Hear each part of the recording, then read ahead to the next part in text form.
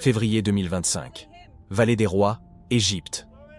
Une équipe archéologique égypto-britannique annonce quelque chose d'extraordinaire. Pour la première fois depuis plus d'un siècle, depuis la découverte de la tombe de Toutankhamon en 1922, une tombe royale intacte a été trouvée. Et ce qui était peint au plafond de cette chambre funéraire était sur le point de remettre en question tout ce que nous pensions savoir sur les pharaons de l'Égypte antique.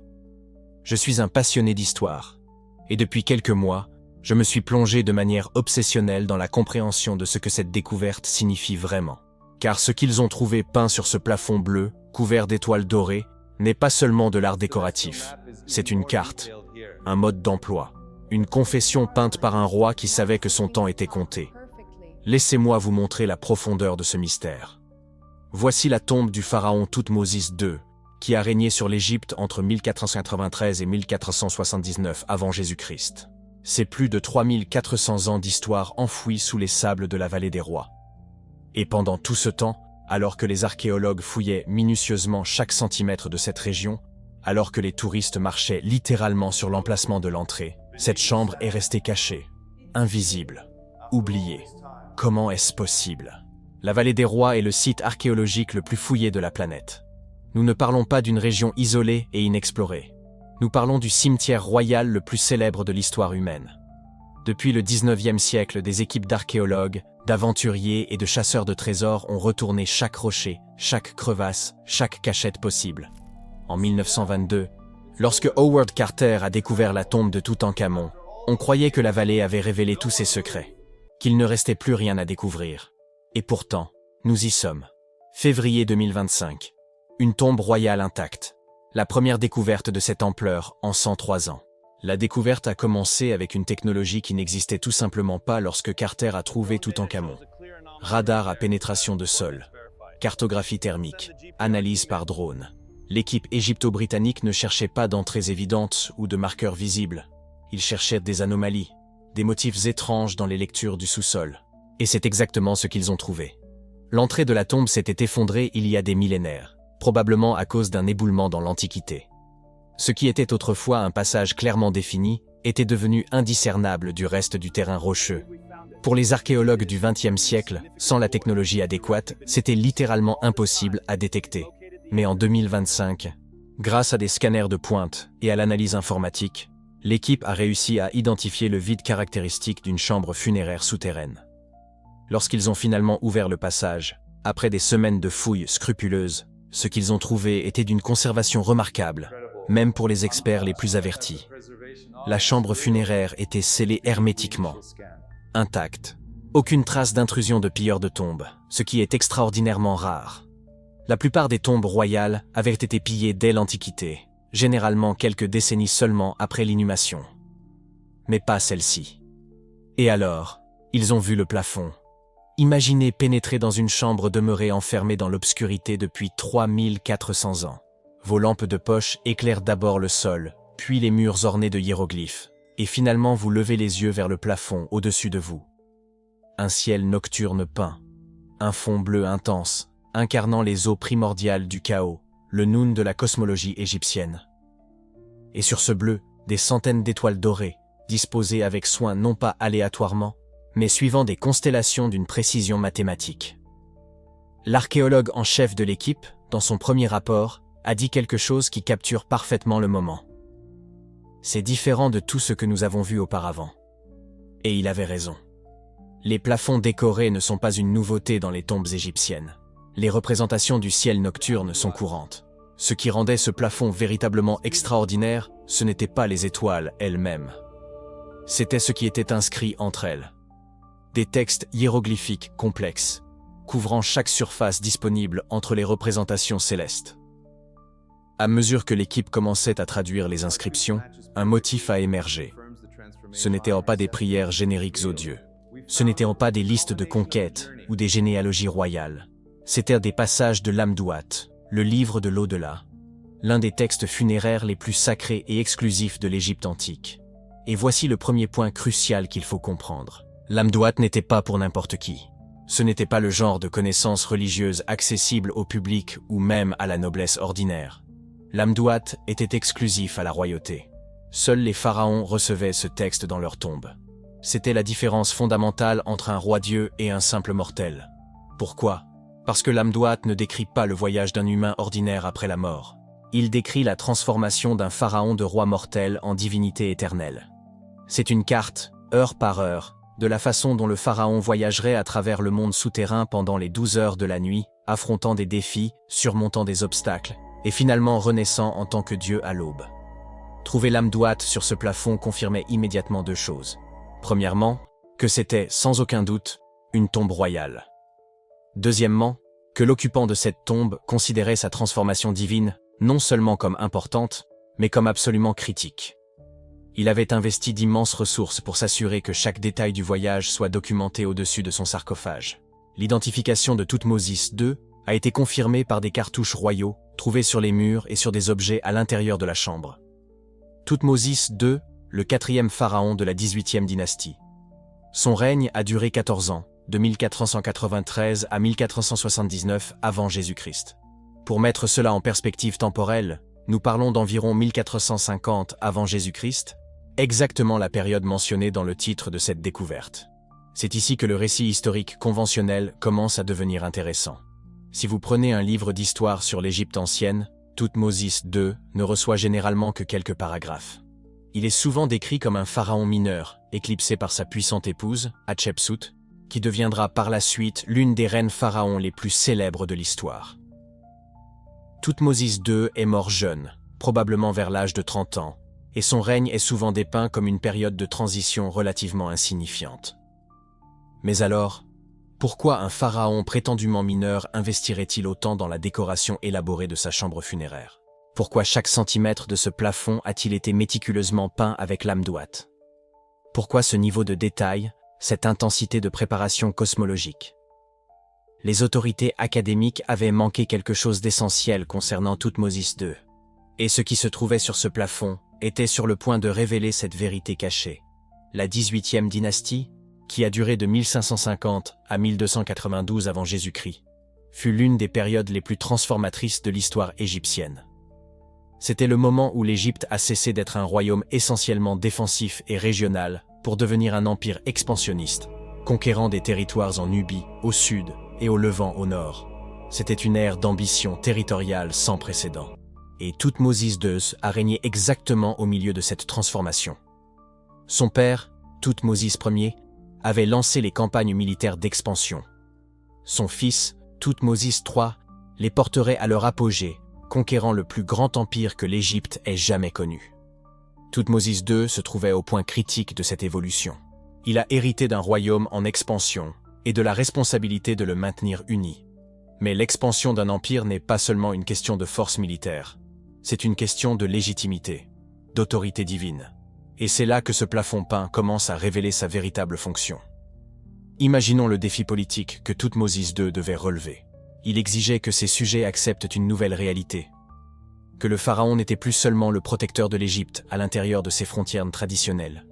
Il était désormais un conquérant, un empereur, quelqu'un qui régnait sur des terres étrangères, des peuples étrangers, qui parlaient des langues différentes et adoraient des dieux différents. Comment justifie-t-on un tel pouvoir sans précédent?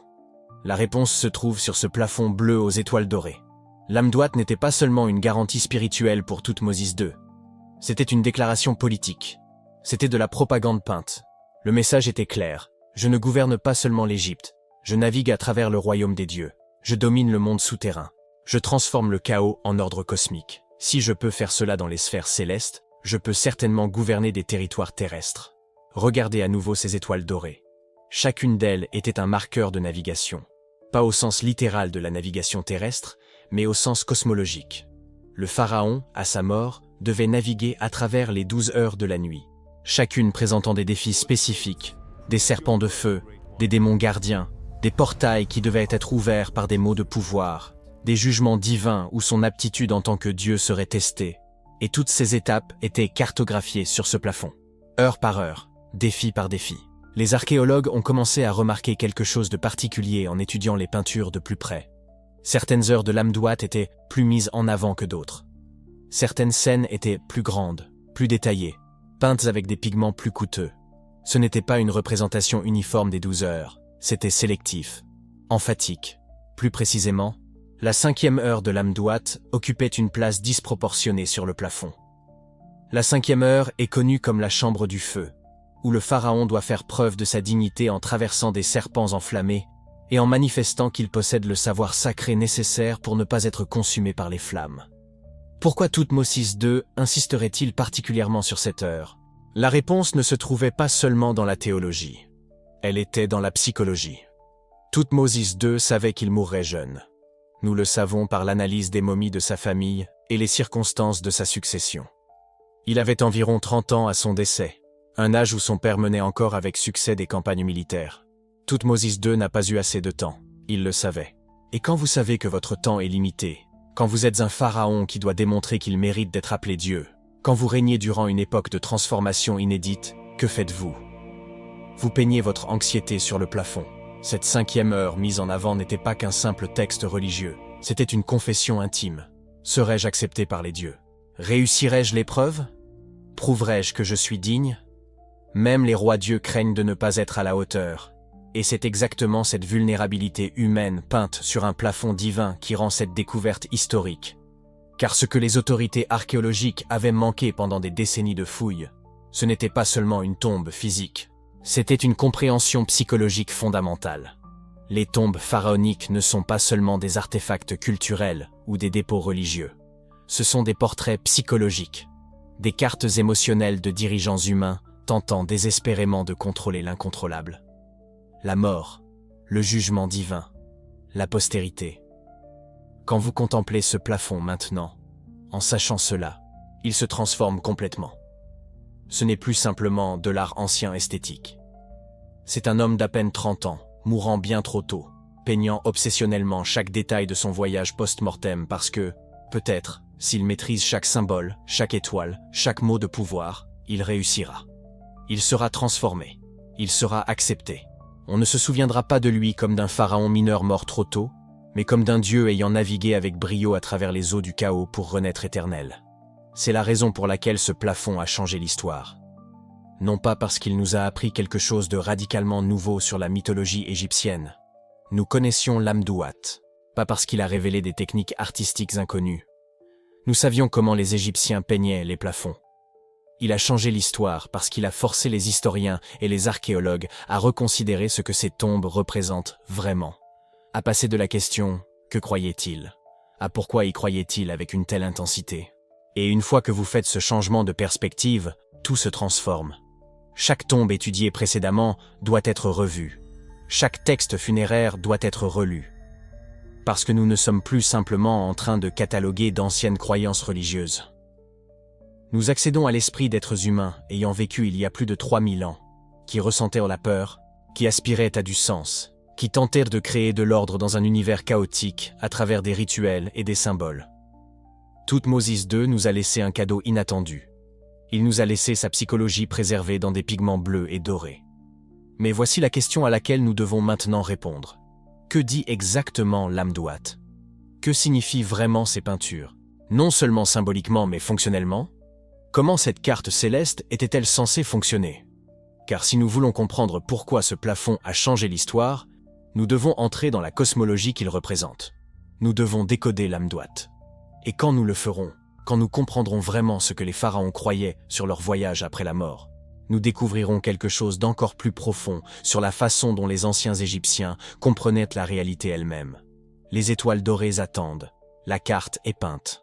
Et le voyage qu'elle décrit va remettre en question tout ce que vous pensez savoir sur la façon dont les civilisations anciennes voyaient l'univers et la place de l'humanité en son sein. L'Amduat. Le nom lui-même signifie « ce qu'il y a dans l'autre monde ». Mais que croyaient exactement les anciens Égyptiens sur le voyage du pharaon après la mort? Et plus important encore, pourquoi cette croyance a-t-elle été peinte en bleu et or au plafond d'une tombe scellée il y a 3500 ans? Car voici ce que la plupart des gens ne comprennent pas à propos de l'Amduat. Ce n'était pas simplement un livre religieux. Ce n'était pas juste une collection de jolies prières. C'était une carte fonctionnelle. Un GPS vers la divinité.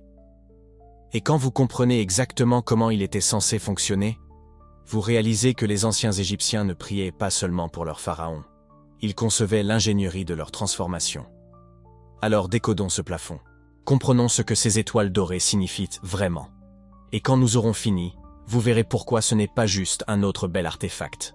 C'est un document qui révèle la précision absolue de la cosmologie égyptienne. L'Amduat est structuré en 12 heures. 12 chambres. Chacune représentant 1 heure du voyage nocturne du pharaon à travers le monde souterrain. Ce n'est pas métaphorique. Les Égyptiens croyaient littéralement qu'après la mort, le pharaon s'embarquait dans un voyage en 12 étapes à travers les eaux primordiales du chaos, affrontant des défis spécifiques dans chaque chambre, se transformant progressivement de mortel en dieu. Réfléchissez à cela. 12 étapes précises. Pas un simple « il ira au paradis ». Pas une transformation instantanée. Un voyage méticuleusement cartographié, avec des repères spécifiques, des créatures à affronter, des épreuves à surmonter. C'est de l'ingénierie cosmologique à l'état pur.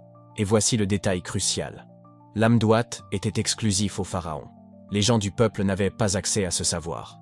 Ils ne recevaient pas cette carte. Ils n'avaient pas ces instructions. Quand vous mouriez en tant qu'Égyptien ordinaire, vous aviez bien des rituels et des prières. Mais l'Amduat, non. C'était un savoir réservé exclusivement à ceux qui devaient devenir des dieux. Alors, que montre vraiment ce plafond bleu aux étoiles dorées? Le fond bleu. Ce n'est pas juste un choix esthétique. Cela représente le Nun, les eaux primordiales du chaos. Les Égyptiens croyaient qu'avant la création, tout était Nun. De l'eau infinie, chaotique, informe. Et quand vous mouriez, quand votre âme quittait votre corps, vous retourniez au Nun. Vous retombiez dans le chaos. Et le voyage du pharaon consistait à naviguer à travers ces eaux, cette obscurité liquide, pour revenir à l'ordre, revenir à la lumière, revenir à la divinité. Les étoiles dorées ne sont pas de la décoration. Ce sont des repères de navigation. Imaginez que vous êtes perdu dans un océan sombre et infini. Comment trouvez-vous votre chemin? Vous suivez les étoiles. Vous cartographiez votre position grâce au ciel. Et c'est exactement ce que faisaient ces étoiles dorées. Elles marquaient le chemin céleste à travers les 12 chambres de l'Amduat. Elles disaient au pharaon, « Tu es ici, c'est la 4e étape. C'est la constellation que tu dois suivre pour atteindre la 5e. » Maintenant, regardez les textes hiéroglyphiques peints entre ces étoiles. Ce ne sont pas des prières génériques, ce sont des scènes spécifiques de l'Amduat, des représentations visuelles d'heures spécifiques du voyage. Et c'est là que ça devient fascinant. À la première heure, vous voyez le pharaon entrer dans les eaux du Nun. Il est vêtu comme un roi, mais il est encore mortel. Sa barque est entourée de serpents. Ces serpents ne sont pas là par hasard. Ils incarnent le danger immédiat de la mort, le chaos qui menace d'engloutir l'âme à peine a-t-elle quitté le corps. Le pharaon doit les traverser. Il doit survivre au choc initial du chaos. À la 3e heure, vous rencontrez les démons gardiens. Des créatures à tête d'animaux et corps humains, portant des lances et des torches. Leur travail est de tester le pharaon. Ils demandent « Connais-tu les noms secrets? Connais-tu les paroles de pouvoir ?» Si le pharaon ne sait pas, s'il n'a pas été convenablement préparé, ils le détruisent sans pitié. Il ne passe pas. Il est consumé par le chaos. À la 5e heure, l'épreuve la plus redoutable. Ici, le pharaon rencontre la chambre du feu. Il doit traverser un lac de flammes, affrontant des serpents enflammés qui gardent l'accès. S'il échoue, il est brûlé. Son âme est anéantie. Il n'existe pas de seconde chance, pas d'appel. C'est absolu. Les Égyptiens croyaient fermement que les âmes pouvaient mourir une 2e fois si elles échouaient à ces épreuves. Et puis, à la 7e heure, le jugement. Ici, un conseil divin évalue le pharaon. Pas seulement ses actes sur terre, mais sa transformation à travers les chambres précédentes. A-t-il prouvé qu'il est digne? A-t-il démontré qu'il appartient aux dieux? Si oui, il continue. Sinon, il est rejeté, renvoyé au chaos. Finalement, à la 12e heure, la transformation est complète. Le pharaon n'est plus humain. Il émerge des eaux du Nun, renaissant en tant que dieu. Il rejoint Ré, le dieu soleil. Il voyage avec Ré à travers le ciel. Il n'est plus Thoutmosis II, l'homme qui a gouverné l'Égypte. Il est Thoutmosis II, la divinité qui gouverne le cosmos. Maintenant, voici la révélation qui change tout. Ce plafond n'est pas seulement une belle œuvre d'art religieux. C'est une carte fonctionnelle, un guide littéral. Quand les archéologues de l'équipe britannico-égyptienne sont entrés dans cette chambre funéraire en février 2025 et ont vu ce plafond bleu aux étoiles dorées, ils ne voyaient pas simplement de la décoration. Il voyait le GPS de Thoutmôsis II vers la divinité. Chaque étoile positionnée exactement là où elle devait être pour le guider à travers les 12 chambres. Chaque hiéroglyphe décrivant précisément les défis qu'il affronterait. Chaque scène peinte avec une précision qui dit « ce n'est pas de l'espoir, c'est de l'ingénierie ». Et voici ce que les égyptologues conventionnels ont manqué pendant si longtemps. Nous savions que les pharaons avaient des croyances sur la vie après la mort. Nous savions qu'ils se préparaient à des voyages dans l'autre monde. Mais cela montre la précision de leur ingénierie cosmologique. Ce n'est pas vague. Ce n'est pas « nous espérons qu'il ira dans un endroit meilleur ». C'est précis. S'il suit ses étoiles, traverse ses chambres, passe ses épreuves dans le bon ordre, avec la bonne connaissance, il deviendra un dieu. C'est garanti. Ils appliquaient une logique d'ingénierie à la métaphysique. Ils traitaient la transformation de l'âme avec la même précision qu'ils traiteraient la construction d'une pyramide. Matériaux corrects, angle correct, mesure correcte, résultat garanti. Et cette exclusivité religieuse a une énorme signification politique. Pensez-y, seuls les pharaons recevaient l'Amduat. Eux seuls avaient accès à cette carte. Qu'est-ce que cela signifiait? Que seuls eux avaient la connaissance nécessaire pour devenir des dieux. Les gens ordinaires pouvaient avoir une âme, ils pouvaient avoir une vie après la mort, mais ils ne pouvaient pas devenir des divinités. C'était une transformation réservée exclusivement aux rois. Ce n'est pas seulement de la religion, c'est du contrôle politique par l'autorité religieuse. Le plafond de Thoutmôsis II dit aux prêtres, aux nobles, à quiconque le voyait. Je ne suis pas seulement votre roi sur terre. J'ai la carte vers la divinité. J'ai la connaissance que vous n'avez pas. Je suis fondamentalement différent de vous. Et quand je mourrai, je ne cesserai pas de gouverner. Je gouvernerai simplement depuis un royaume différent. C'est brillant. C'est de la propagande politique déguisée en cosmologie religieuse. Et cela fonctionne parfaitement. Car si vous êtes un noble dans l'Égypte antique, et que vous entrez dans cette chambre funéraire et voyez ce plafond, vous ne pensez pas « Oh, quel bel art !» Vous pensez « Il a la carte, il connaît le chemin, je ne le connais pas, je ne le saurai jamais, il est divin, je ne le suis pas. » Et ainsi son autorité est renforcée, même dans la mort. Surtout dans la mort. Et maintenant, quand nous regardons ce plafond découvert en 2025, nous voyons des niveaux de signification que les universitaires précédents n'ont pas vus. Ils voyaient des textes funéraires. Nous voyons de l'ingénierie politique. Ils voyaient des croyances religieuses. Nous voyons une technologie de contrôle social. Ils voyaient de la mythologie.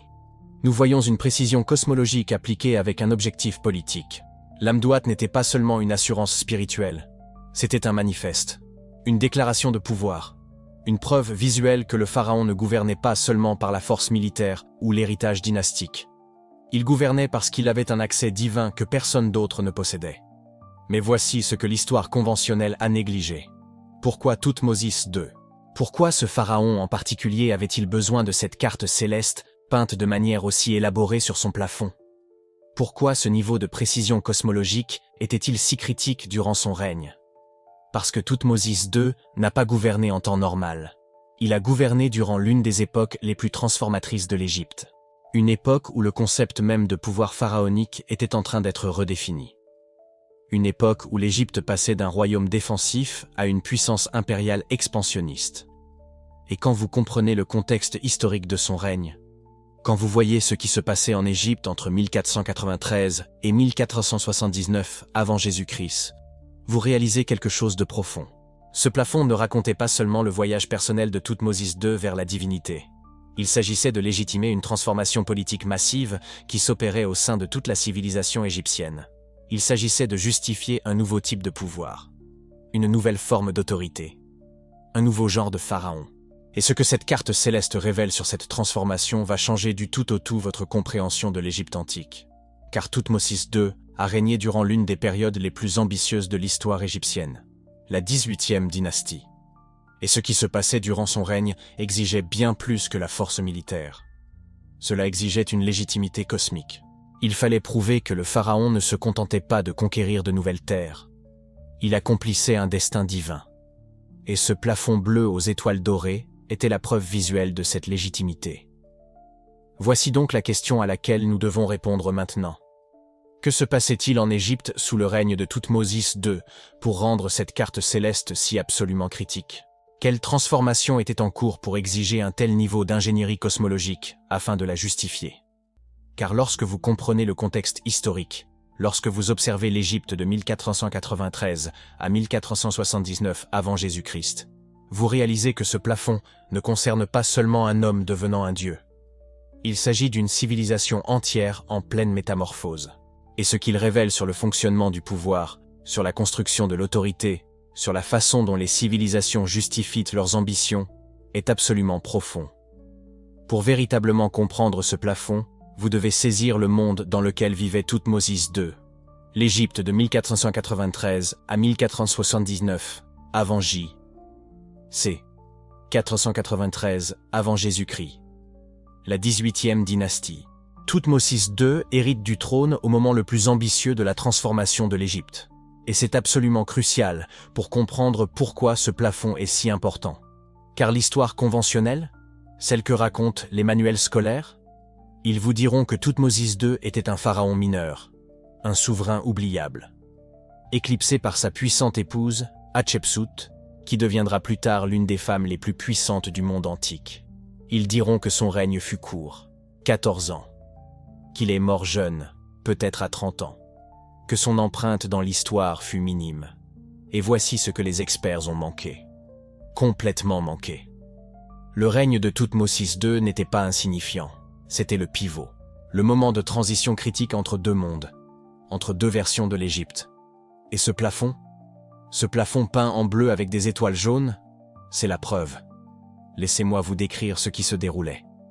L'Égypte se transformait profondément, d'un royaume défensif en une puissance impériale. Avant la 18e dynastie, l'Égypte était puissante, certes, mais confinée à ses territoires, concentrée sur la protection de ses frontières, le maintien de sa stabilité interne, la préservation de traditions millénaires. C'était un royaume tourné vers lui-même. Mais à partir de 1550 avant JAC, quelque chose a basculé. L'Égypte a commencé à se tourner vers le monde extérieur. Campagne militaire, expansion territoriale, la Nubie au sud, la Syrie au nord. L'Égypte ne se défendait plus. Elle conquérait, elle s'imposait. Et Thoutmôsis II règne en plein cœur de cette transformation. Son père, Thoutmôsis Ier, avait lancé ses campagnes. Son fils, Thoutmôsis III, les étendrait pour créer le plus grand empire que l'Égypte antique ait jamais connu. Mais Thoutmôsis II, il est dans la transition, au moment où l'Égypte se redéfinit.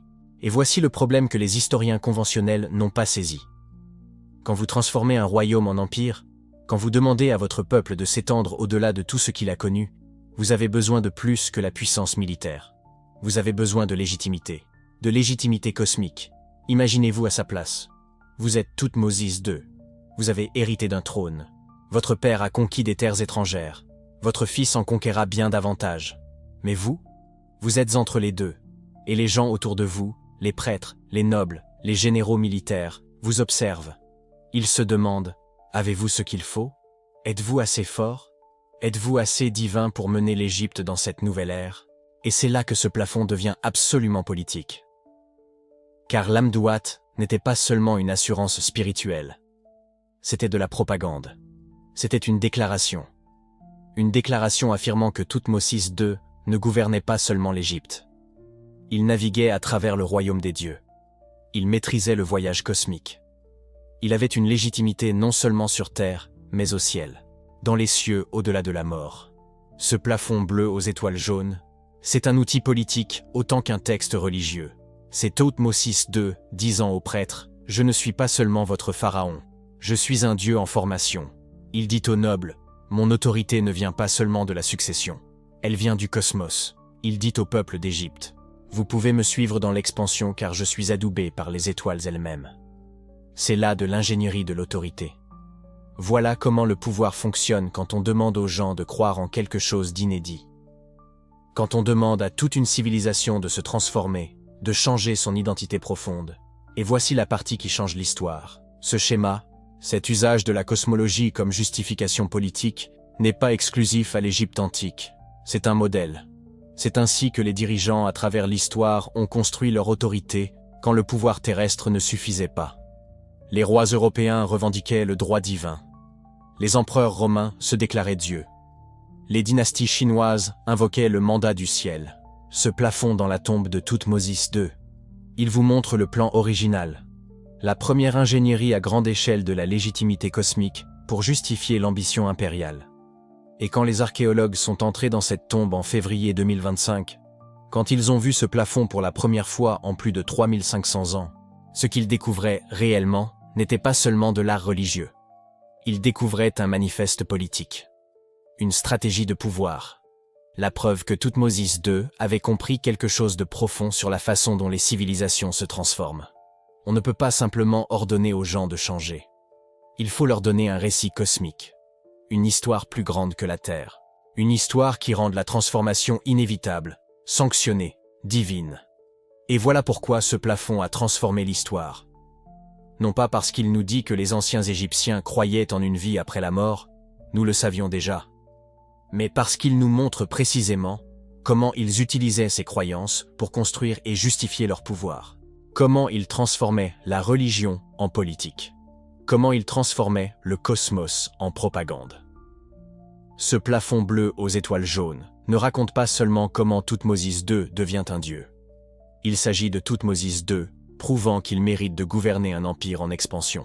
Et quand on comprend cela, quand on voit la fonction politique de cet art religieux, on commence à voir le même modèle partout, dans toutes les civilisations, à toutes les époques. Le pouvoir a toujours besoin de justification, et quand le pouvoir terrestre ne suffit pas, quand vous demandez aux gens de croire en quelque chose de nouveau, quelque chose de transformateur, vous vous tournez vers le cosmos. Vous peignez les étoiles. Vous cartographiez les dieux. Vous créez un récit qui rend votre autorité inévitable. C'est ce que ce plafond révèle.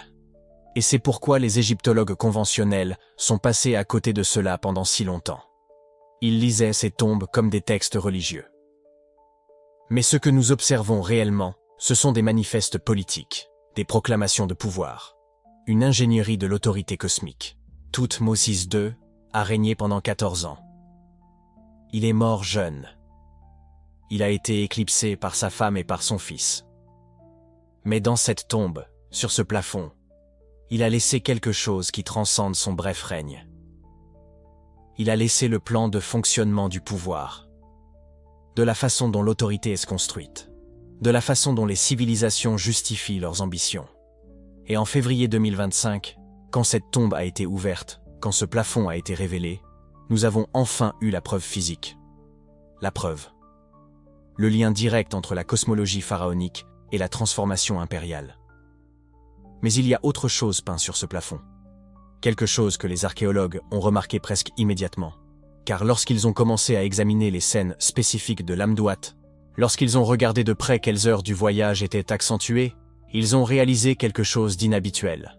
Ce n'étaient pas les scènes standards de l'Amduat. Ce n'était pas l'iconographie typique que l'on trouverait dans d'autres tombes royales. Thoutmôsis II avait choisi des scènes spécifiques, des heures spécifiques du voyage. Et que dépeignent ces scènes? Que soulignent-elles? Cela révèle les peurs personnelles de Thoutmôsis II, ses anxiétés privées. Parce que ce plafond n'était pas seulement une question de pouvoir public, c'était aussi une question de vulnérabilité privée.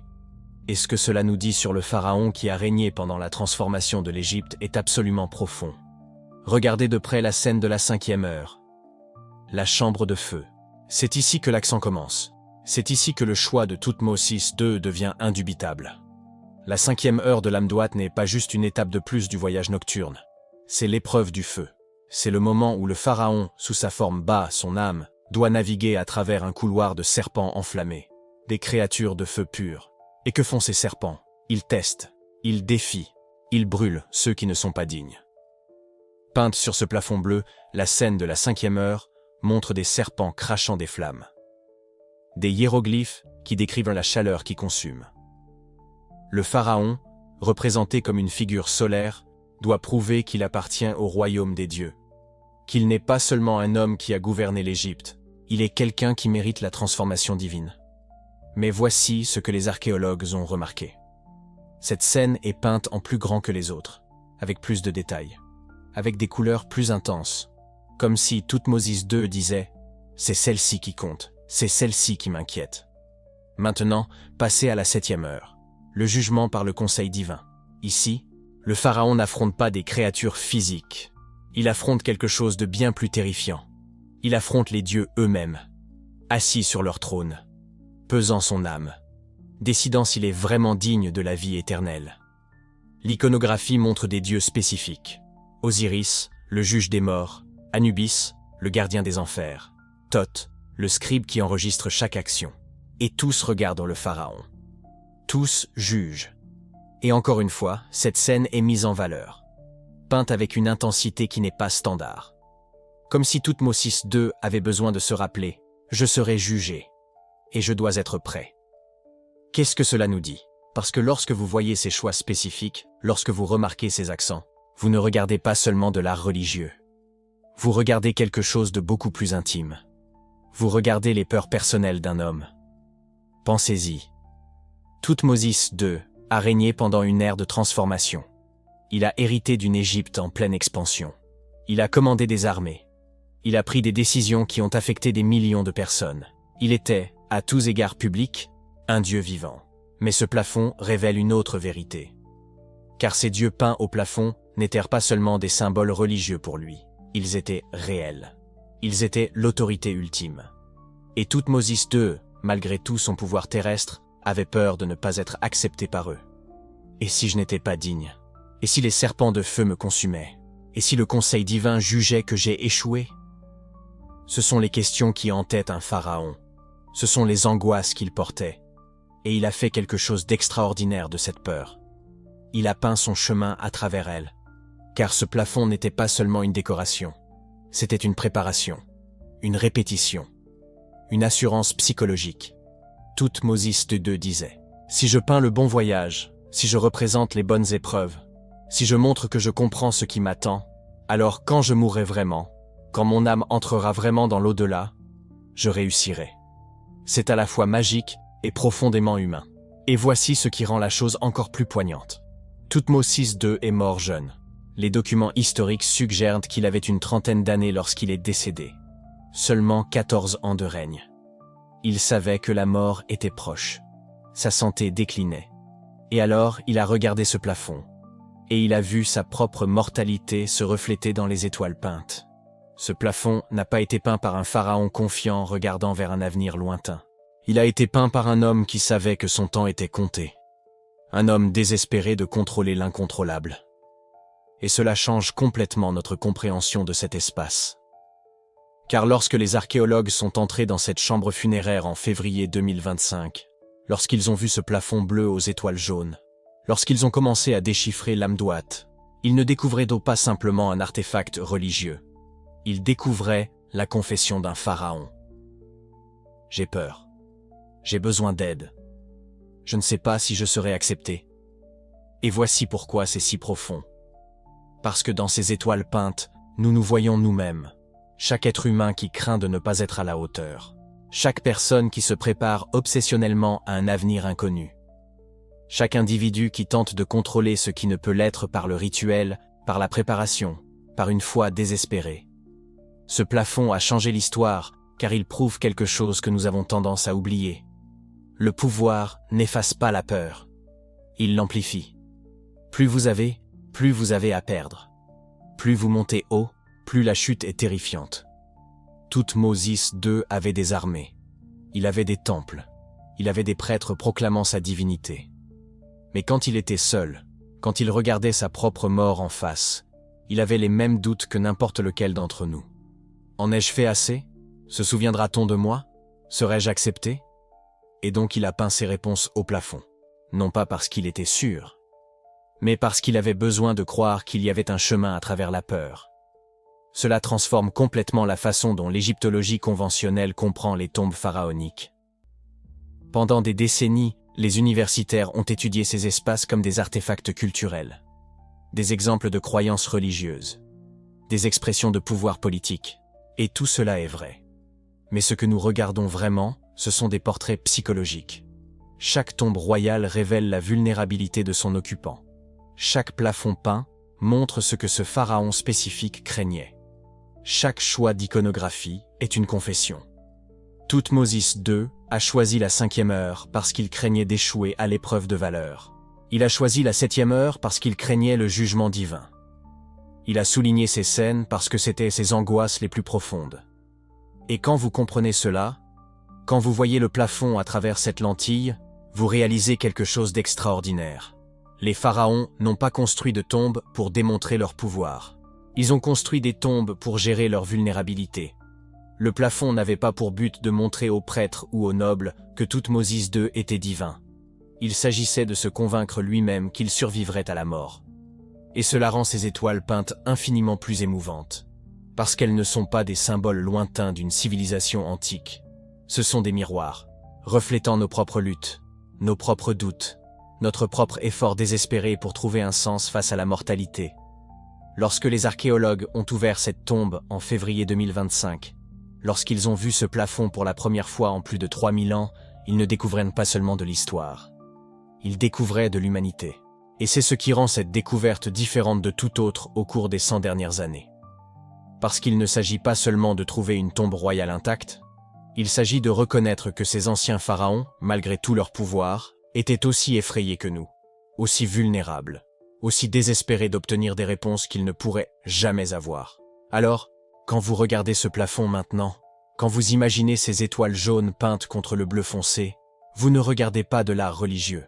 Vous regardez l'âme d'un homme, un homme qui a gouverné l'Égypte pendant une ère de transformation, un homme qui a commandé des armées et construit des monuments, un homme qui était vénéré comme un dieu vivant, mais aussi un homme qui a regardé la mort et a eu peur, un homme qui a peint son chemin à travers cette obscurité, un homme qui nous a laissé un cadeau 3000 ans plus tard, la preuve que même les plus puissants d'entre nous ne sont que des humains. Et quand les archéologues ont réalisé cela, quand ils ont compris que ce plafond ne parlait pas seulement de religion ou de pouvoir, mais de psychologie et de vulnérabilité humaine, ils ont su que quelque chose de fondamental avait changé. Parce que maintenant nous devons repenser chaque tombe pharaonique, chaque plafond peint, chaque texte funéraire. Pas seulement comme des artefacts, mais comme des confessions, comme des portraits psychologiques, comme la preuve que, peu importe quand ou où nous vivons, nous faisons tous face aux mêmes questions fondamentales. Se souviendra-t-on de moi? Ai-je été à la hauteur? Que se passe-t-il quand je meurs? Thoutmôsis II n'avait pas les réponses. Mais il a peint ses espoirs sur le plafond. Et maintenant, en 2025, plus de 100 ans après la dernière découverte d'une tombe royale, ces espoirs peints nous montrent quelque chose que l'égyptologie conventionnelle ne s'attendait pas à trouver. L'humanité des dieux.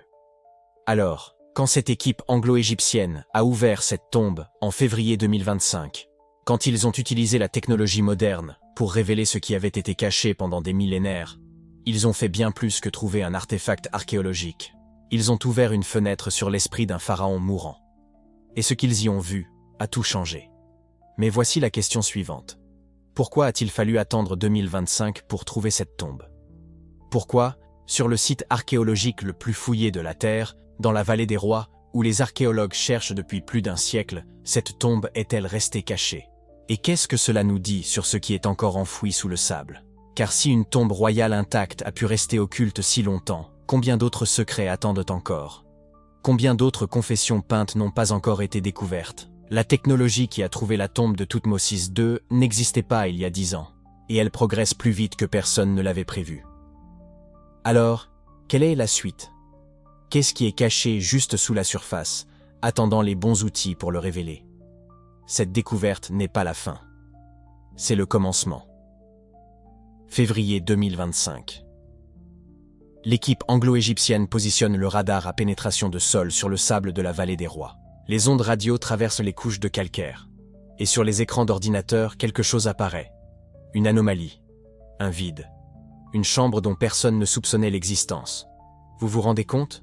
Une chambre dont personne ne soupçonnait l'existence. Sur le site archéologique le plus fouillé de la Terre, dans la vallée des rois, où les archéologues ont fouillé méticuleusement pendant plus d'un siècle, où chaque mètre carré a été cartographié, documenté, photographié. Et pourtant, une tombe royale intacte est restée cachée. À attendre, pendant plus de 3000 ans. Alors voici la question que personne ne posait. Pourquoi cela a-t-il pris jusqu'en 2025? Pourquoi cette découverte n'a-t-elle pas eu lieu en 1922, quand ils ont trouvé Toutankhamon? Ou en 1960? Ou en 2000? Qu'est-ce qui a changé entre-temps? La réponse ne concerne pas les archéologues. Elle concerne les outils. Laissez-moi vous montrer ce que je veux dire. Durant tout le XXe siècle, l'égyptologie opérait avec 3 outils de base. Les fouilles manuelles, l'observation visuelle et la documentation papier. Si vous vouliez trouver une tombe, vous cherchiez des indices visibles. Une entrée de tombe, des fragments de hiéroglyphes, des perturbations dans le sol. Et cette approche a fonctionné.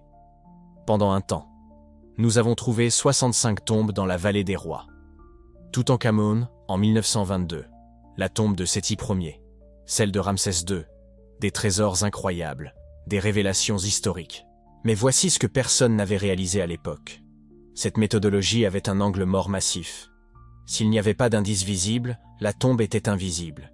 Et la tombe de Toutmosis II n'avait pas d'indice visible. L'entrée s'était effondrée à un moment donné dans l'Antiquité, probablement lors d'un éboulement il y a 3000 ans. Le sable a recouvert les décombres, et au fil des millénaires, le désert a simplement englouti toute preuve que quelque chose se trouvait là-dessous. Alors, quand les archéologues du XXe siècle sont passés par cette zone, ils n'ont rien vu. Parce qu'il n'y avait rien à voir. En surface. Ils n'étaient pas incompétents. Ils n'étaient pas paresseux. Ils n'avaient tout simplement pas les outils pour détecter ce qui était invisible à l'œil humain. Mais en 2025, les outils ont changé. Et quand les outils changent, la vérité change. Radar à pénétration de sol. Cette technologie envoie des ondes radio profondément dans la Terre. Quand les ondes rencontrent un vide, une chambre, une structure cachée, elles reviennent différemment. Et les ordinateurs analysent ces modèles, identifiant ce qui est enterré. L'imagerie thermique, des caméras infrarouges détectent des différences subtiles de température dans le sol. Les zones avec des chambres souterraines refroidissent différemment la nuit. C'est une différence de peut-être 1/2 degré, invisible pour les humains, mais parfaitement visible pour les capteurs. La cartographie par drone. Des drones équipés de la technologie LIDAR scannent le terrain avec une résolution centimétrique, créant des cartes tridimensionnelles si détaillées qu'elles révèlent des dépressions minuscules, des modèles d'érosion, des anomalies géologiques qui indiquent des structures enfouies. Ces outils n'existaient pas en 1922, ils existaient à peine en 2000. Mais en 2025, ils sont la norme. Et voici ce que cela signifie. La découverte de la tombe de Toutmosis II n'était pas une question de regarder enfin au bon endroit. C'était une question d'avoir enfin la capacité de voir ce qui a toujours été là. Et si c'est vrai pour cette tombe, quoi d'autre attend d'être trouvé? Faisons le calcul. La vallée des rois compte actuellement 65 tombes connues, mais des estimations prudentes d'archéologues suggèrent qu'il pourrait y avoir entre 10 et 20 tombes royales encore à découvrir. Des tombes comme celle de Toutmosis II, intactes, cachées, attendant la bonne technologie pour les révéler. 10 à 20 tombes. Chacune contenant potentiellement des plafonds peints avec des textes de l'Amduat. Chacune révélant des détails sur des pharaons que nous ne connaissons que par des fragments d'inscriptions. Chacune capable de changer l'histoire. Et ce n'est que dans la vallée des rois. Il existe d'autres sites archéologiques en Égypte qui n'ont pas encore été entièrement explorés avec la technologie moderne. Des tombes de nobles, des temples enfouis, des villes entières sous le sable. La technologie progresse plus vite que les fouilles. L'analyse par intelligence artificielle d'images satellites a déjà identifié des sites archéologiques potentiels que les humains n'avaient jamais remarqués. Des algorithmes d'apprentissage automatique détectent des modèles dans les données historiques qui suggèrent l'emplacement de structures perdues. Alors voici la vérité que personne ne dit tout haut. La tombe de Toutmosis II ne sera pas la dernière. Ce n'est peut-être même pas la plus significative. Dans les 10 prochaines années, nous en découvrirons plus sur l'Égypte antique que durant les 100 dernières. Parce que nous avons enfin les outils pour voir ce qui a toujours été caché. Et qu'est-ce que cela vous dit? Cela vous dit que les mystères que nous pensions inconnaissables en grandissant ne le sont pas vraiment. Ils attendent juste les bons outils, les bonnes questions, la bonne technologie pour révéler ce qui a toujours été là. Et c'est important. Parce que cela change tout à notre façon de comprendre l'histoire. Pendant des décennies, les égyptologues ont travaillé en supposant que nous avions déjà trouvé la plupart des tombes importantes. Que les archives historiques étaient, en grande partie, complètes. Que les lacunes de nos connaissances étaient permanentes. Mais cette hypothèse était fausse. Non pas parce que les universitaires étaient arrogants, mais parce qu'ils étaient limités par ce qu'ils pouvaient voir. Et c'est là que ça devient personnel. Combien d'autres récits établis sont basés sur les limites des outils et non sur la vérité? Combien de fois nous a-t-on dit que quelque chose était inconnu, alors qu'en réalité, c'était simplement invisible avec la technologie disponible? Vous aviez raison de remettre les choses en question. Vous aviez raison de vous demander s'il y avait autre chose cachée sous la surface, parce qu'il y en avait, et il y en a. Le plafond de la tombe de Toutmosis II était là, peint d'étoiles jaunes sur fond bleu, depuis plus de 3000 ans. Attendant, pas d'être créé, mais d'être révélé. Et c'est ce que fait la technologie. Elle ne crée pas la vérité, elle révèle la vérité qui était cachée. Et si nous pouvons révéler une tombe perdue sur le site le plus fouillé de la Terre, que pouvons-nous révéler d'autre? Pensez-y. En 1922, lorsque Howard Carter a ouvert la tombe de Toutankhamon, c'était considéré comme l'apogée de l'archéologie. La découverte du siècle. Personne ne s'attendait à trouver une autre tombe royale intacte un jour. Et pendant 103 ans, ils ont eu raison. Aucune tombe royale intacte n'a été trouvée. Jusqu'en février 2025. Et la seule raison pour laquelle elle a été trouvée, c'est parce que nous avions enfin un radar à pénétration de sol assez avancé, des algorithmes informatiques assez sophistiqués, et des archéologues prêts à remettre en question l'hypothèse selon laquelle tout ce qui était important avait déjà été découvert. Alors que se passera-t-il dans les 5 prochaines années quand la technologie progressera encore plus? Quand l'intelligence artificielle pourra analyser des millions d'images satellites en quelques secondes, identifiant des anomalies que les humains mettraient des décennies à trouver manuellement? Que se passera-t-il quand des drones équipés de capteurs chimiques pourront détecter des traces de matériaux de momification dans l'air au-dessus du sol? Que se passera-t-il quand l'apprentissage automatique pourra prédire l'emplacement de tombes en se basant sur des modèles géologiques, la proximité d'autres sites et des archives historiques fragmentées? La réponse est simple. Nous allons en trouver plus, beaucoup plus. Et chaque découverte remettra en question ce que nous pensions savoir. Chaque plafond peint révélera de nouvelles perspectives sur la cosmologie pharaonique. Chaque hiéroglyphe comblera des lacunes de l'histoire. Mais voici le plus important. Voici ce qui a vraiment changé avec la découverte de la tombe de Toutmosis II. Ce n'est pas seulement que nous avons trouvé une tombe perdue, c'est que nous avons prouvé que des vérités cachées peuvent être révélées si nous sommes prêts à utiliser de nouveaux outils et à remettre en question les récits établis. Les autorités ont dit pendant des décennies que la vallée des rois avait été complètement explorée, qu'il n'y aurait plus de grandes découvertes, que l'âge d'or de l'archéologie égyptienne était terminé. Et vous aviez tout à fait le droit d'être sceptique à ce sujet, parce que l'histoire n'est pas finie. L'histoire est encore en train de s'écrire. Et les outils que nous utilisons pour l'écrire s'améliorent chaque année. Alors quand quelqu'un vous dit que quelque chose est inconnu, demandez-vous, est-ce vraiment inconnu? Ou est-ce simplement invisible avec les outils actuels? Quand quelqu'un vous dit qu'un récit est établi, demandez-vous, est-il établi parce que c'est vrai? Ou parce que personne n'avait les outils pour le contester? Le plafond de Toutmosis II nous enseigne cela. Il nous enseigne que la vérité ne disparaît pas simplement parce qu'elle est enterrée. Elle attend. Elle attend les bons outils, les bonnes questions, les bonnes personnes prêtes à regarder au-delà de ce qui est visible. Et c'est une perspective puissante, parce que cela signifie que les mystères qui semblent permanents ne le sont pas vraiment. Ils sont simplement temporairement invisibles. Et temporairement invisible, c'est très différent de perdu à jamais. Février 2025 l'a prouvé. L'équipe britannico-égyptienne n'a pas découvert une tombe. Ils ont révélé une tombe qui avait toujours été là, en attente. Et si une tombe royale intacte peut attendre 3000 ans pour être révélée, combien d'autres secrets attendent juste sous la surface? Combien d'autres confessions peintes n'ont pas encore été découvertes? Combien d'autres vérités sont cachées à la vue de tous, attendant la bonne technologie pour les mettre en lumière? La réponse, c'est plus que nous ne le pensons, plus que ce qu'on nous a enseigné, plus que ce que les autorités conventionnelles étaient prêtes à admettre. Et c'est important. Parce que cela change fondamentalement la façon dont nous voyons la relation entre la technologie et la vérité. La technologie ne déforme pas la vérité. Elle révèle une vérité que les limites précédentes gardaient à cacher. Le radar à pénétration de sol n'a pas créé la tombe de Toutmosis II. Il a simplement rendu visible ce qui était invisible. Et voici l'implication finale. Voici ce que cette tombe nous enseigne réellement sur l'avenir. Nous n'en sommes qu'au début, pas à la fin. La découverte de février 2025 n'est pas le point final de 100 ans de recherche. C'est le point de départ de ce qui va suivre. Car maintenant, nous savons. Nous savons qu'il y a encore des choses cachées. Nous savons que la technologie peut révéler ce que l'œil humain ne peut pas voir. Nous savons que les récits établis peuvent être basés sur des limitations et non sur la vérité. Et sachant cela, nous ne pouvons pas revenir à l'hypothèse que l'histoire est complète. Nous ne pouvons pas accepter que les manuels scolaires contiennent tout ce qu'il y a à savoir.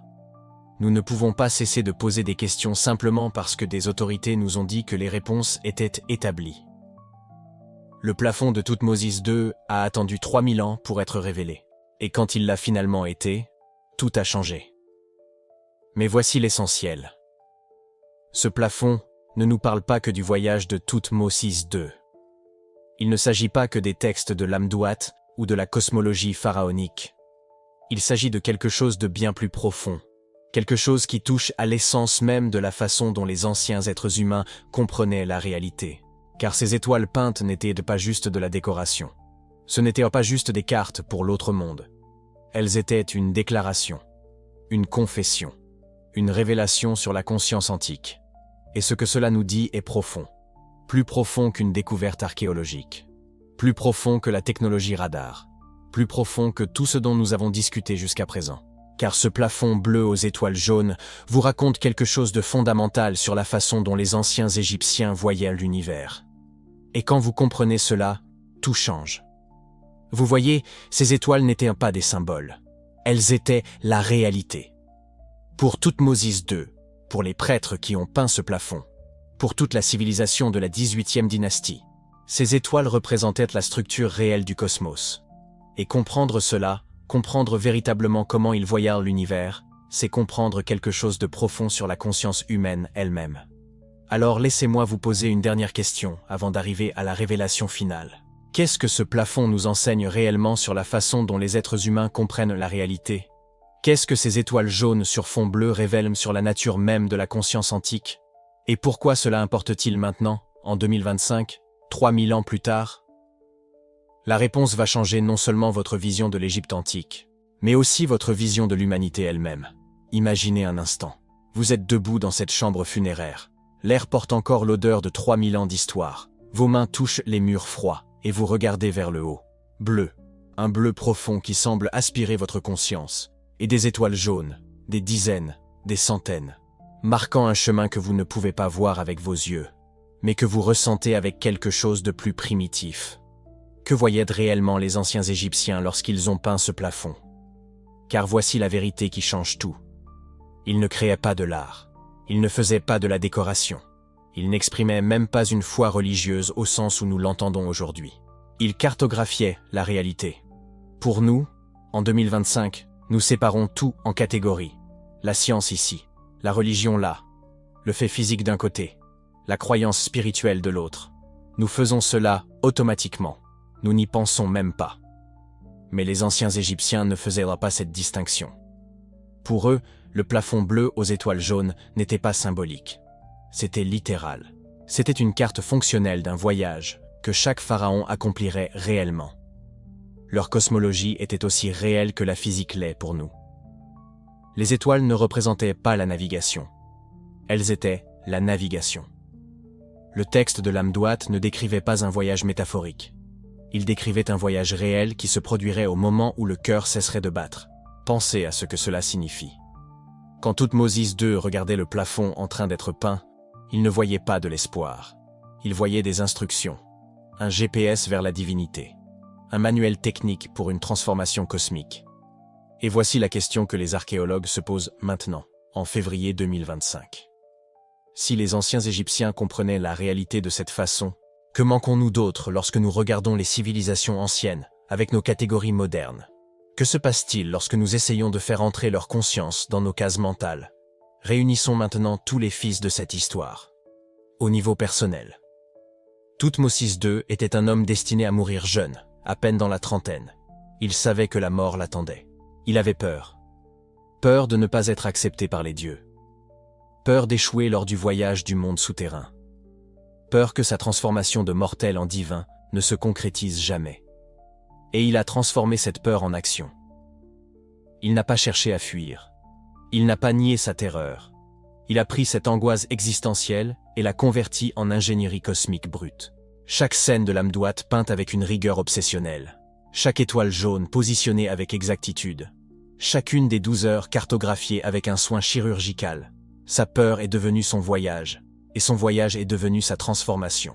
Au niveau historique, l'Égypte de la 18e dynastie subissait une métamorphose complète, d'un royaume défensif à un empire expansionniste, d'une puissance régionale à une superpuissance territoriale.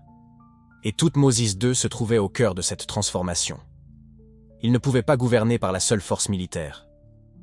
Il avait besoin d'une légitimité cosmique absolue. Il devait convaincre les prêtres, les nobles, les sujets ordinaires que son pouvoir ne provenait pas que des armées. Il provenait des dieux eux-mêmes.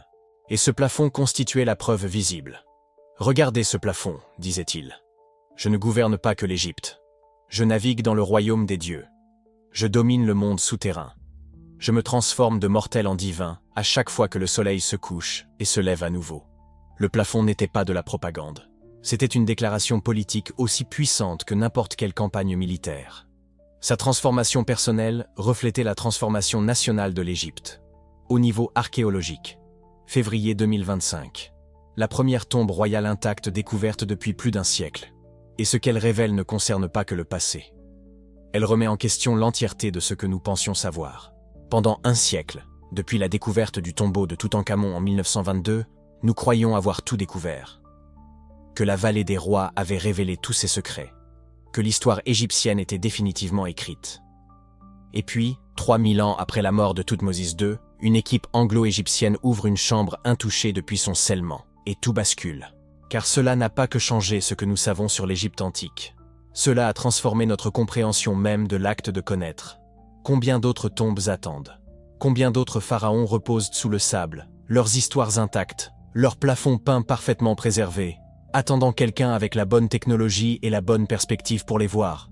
10, 20, 50? La vérité, c'est que nous n'en savons rien. Et c'est la partie la plus excitante. L'histoire n'est pas terminée, elle s'écrit maintenant. Chaque nouvelle technologie, chaque nouveau radar à pénétration de sol, chaque nouvelle analyse satellite par intelligence artificielle. Nous découvrons que les réponses ont toujours été là. Nous n'avions simplement pas les yeux pour les voir. Passons maintenant au niveau humain. Celui qui nous relie tous, du pharaon antique à vous. Nous naviguons tous dans notre propre voyage à travers le monde souterrain. Ce n'est pas une métaphore, c'est une réalité vécue. Chacun de vous qui regardez ceci a affronté ses propres heures de l'Amduat, ses propres serpents de feu, ses propres conseils divins jugeant si vous en êtes digne. C'est peut-être invisible, mais c'est profondément, indéniablement réel. Vous affrontez la peur de ne pas être à la hauteur, la peur que votre transformation ne se produise pas, la peur de ne pas réussir à passer de qui vous êtes à qui vous voulez devenir. Et ce que Thoutmôsis II nous enseigne, ce n'est pas que nous devons tous être des pharaons, c'est que nous devons tous être les architectes de notre propre transformation, que la peur n'est pas l'ennemi à vaincre. La peur est la matière première. La transformation naît de ce que nous en faisons. Il ne pouvait pas contrôler la mort, mais il pouvait contrôler sa préparation face à elle. Il ne pouvait pas garantir que les dieux l'accepteraient, mais il pouvait cartographier chaque étape du voyage avec une telle rigueur qu'il augmentait ses chances. Contrôlez ce que vous pouvez contrôler. Préparez-vous pour ce que vous ne pouvez pas. Et voici la révélation finale. Celle qui change non seulement votre vision de l'Égypte ancienne, mais votre vision de tout. Ce qui a changé l'histoire, ce n'était pas le plafond en soi, c'était notre volonté de le voir différemment. Pensez-y. Pendant un siècle, depuis les débuts de l'égyptologie moderne, nous avons considéré les tombes comme des lieux de stockage pour rois morts, comme des monuments funéraires, comme des capsules temporelles intéressantes mais essentiellement statiques. L'ancienne perspective disait que la tombe est simplement l'endroit où l'on dépose le corps du pharaon et quelques objets précieux pour l'au-delà. Mais la nouvelle perspective nous montre que la tombe est une déclaration psychologique, politique et cosmologique. C'est un manifeste, c'est de l'ingénierie de transformation, c'est la peur convertie en action, c'est le pouvoir légitimé par la cosmologie. C'est la conscience humaine essayant désespérément de cartographier ce qui ne peut être connu. Et ce changement de perspective ? Il n'a pas commencé en février 2025, à l'ouverture de la tombe. Il a commencé au moment où nous avons décidé de remettre en question les récits établis. Il a commencé quand quelqu'un a dit « Et si nous regardions cela de la mauvaise façon? Et voilà ce que cela signifie pour vous.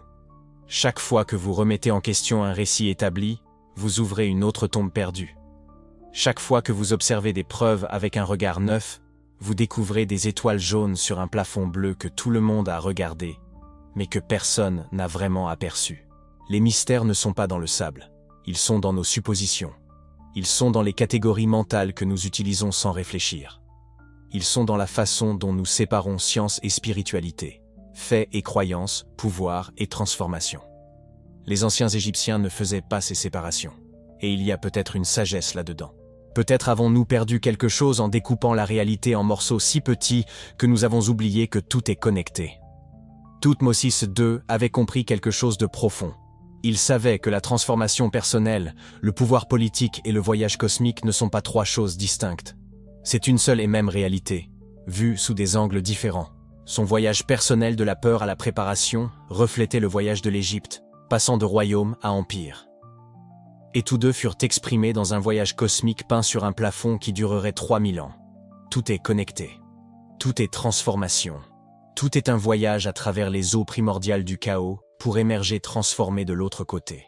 Et si vous affrontez votre propre transformation en ce moment, sachez ceci. Les anciens Égyptiens ont tracé des cartes de l'impossible. Ils ont regardé la mort, la plus grande inconnue, en face et ont déclaré « Je vais tracer un chemin ». S'ils ont pu faire ça, que pouvez-vous faire? Si Thoutmôsis II a pu concevoir sa propre transformation divine face à une mortalité certaine, quelle transformation pouvez-vous concevoir? Vous n'avez pas besoin d'un plafond bleu avec des étoiles jaunes. Mais vous avez besoin du même courage. Le courage d'affronter l'inconnu et de dire « Je vais cartographier ça, je vais me préparer, je vais transformer ma peur en action ». Alors, récapitulons cette histoire extraordinaire. Février 2025, Vallée des Rois, Égypte. Une équipe anglo-égyptienne annonce la découverte de la première tombe royale, intacte depuis plus de 100 ans. Plus d'un siècle depuis Toutankhamon. Ils pénètrent dans la chambre funéraire. Et là, d'une conservation remarquable, se trouve un plafond bleu peint d'étoiles jaunes. La cosmologie pharaonique capturée dans le pigment et la précision mathématique. Les textes de l'Amduat ne révélant pas seulement des croyances religieuses. Ils dévoilent un plan de transformation complète. Un manuel pour basculer de mortel à Dieu à travers les 12 heures du monde souterrain. Et ce n'est pas seulement de l'archéologie, c'est de la philosophie, c'est de la psychologie. C'est comprendre que le pouvoir et la transformation ont toujours été liés, que les anciens dirigeants s'avèrent quelque chose que nous avons oublié, que la légitimité ne vient pas seulement de la force, elle vient de la démonstration d'une maîtrise sur les forces que nous craignons tous. Cette découverte représente un jalon archéologique, sans aucun doute. Mais elle représente quelque chose de plus grand, une révélation philosophique. Elle représente la compréhension que l'histoire n'est pas figée, que le passé est constamment redécouvert, que chaque nouvelle perspective ouvre des tombes perdues qui ont toujours été là, attendant des yeux capables de voir vraiment. Et maintenant, la réflexion finale. Ces étoiles sont toujours là, peintes sur ce plafond, 3000 ans après que le dernier peintre a posé son pinceau. 3000 ans après que Thoutmôsis II les a regardés pour la dernière fois avant que son sarcophage ne soit scellé. En attente. Combien d'autres vérités attendent dans des endroits que nous avons déjà regardés sans vraiment les voir? Combien de plafonds bleus aux étoiles jaunes existent, non pas enterrés dans le désert, mais cachés dans nos propres suppositions sur ce qui est réel, ou ce qui est possible, ce qui peut être transformé? Thoutmôsis II s'est préparé pour son voyage dans le monde souterrain. Il a cartographié chaque heure, chaque défi, chaque transformation. Il a converti la terreur existentielle en ingénierie cosmique. Et maintenant, la question s'adresse à vous. Pour quel voyage vous préparez-vous? Quelle transformation êtes-vous en train de cartographier? Quelle peur convertissez-vous en action? Car la leçon de ce plafond ne concerne pas l'Égypte antique. Elle concerne la nature humaine. Elle porte sur la façon dont nous affrontons l'inconnu, sur la façon dont nous créons du sens face à ce qui ne peut être contrôlé. Les anciens Égyptiens ont regardé la mort et ont dit « Je vais transformer cela en un voyage. Je vais cartographier l'impossible. Je vais me préparer à devenir quelque chose de plus grand. » Et 3000 ans plus tard, lorsque nous avons ouvert cette tombe en février 2025, ce même courage nous regarde en retour, préservé en bleu et jaune, attendant d'enseigner à une nouvelle génération ce que signifie réellement se transformer. Si cette découverte a changé votre façon de penser sur les civilisations anciennes, sur la transformation humaine, sur ce qui est possible lorsque nous affrontons nos plus grandes peurs, partagez cette vidéo. Quelqu'un que vous connaissez a besoin de voir ça. Et abonnez-vous pour plus d'histoires de vérités cachées révélées. Car cette tombe ne sera pas la dernière. Toutmosis II ne sera pas le dernier pharaon à nous enseigner. Et le plafond bleu aux étoiles jaunes n'est pas la seule carte de la transformation humaine attendant d'être découverte. L'histoire n'est pas terminée. Elle ne fait que commencer. Et cette image finale reste avec vous. Le plafond. Bleu profond. Des étoiles jaunes brillant à travers 3 millénaires. Un pharaon qui a transformé la peur en cosmos. Et une leçon qui traverse le temps. La transformation ne vous arrive pas par hasard. Vous la concevez. Vous la cartographiez. Vous la peignez sur votre propre plafond, quel qu'il soit. Et alors, vous embarquez pour le voyage. Car c'est ce que nous faisons. C'est ce que nous avons toujours fait. C'est ce que nous rappellent ces étoiles jaunes sur fond bleu. Nous sommes tous des navigateurs du monde souterrain. Tous des ingénieurs de la transformation. Tous des pharaons de nos propres voyages impossibles. Et les cartes attendent. Dans les tombes que nous ouvrons. Dans les suppositions que nous remettons en question. Dans les peurs que nous convertissons en action. Ces étoiles brillent toujours, attendant de guider quiconque aura le courage de lever les yeux et de voir non seulement de la peinture sur un plafond, mais un chemin à travers l'impossible. 3000 ans. Et le message est le même. Transformez-vous. Préparez-vous. Naviguez votre propre voyage. Les étoiles attendent.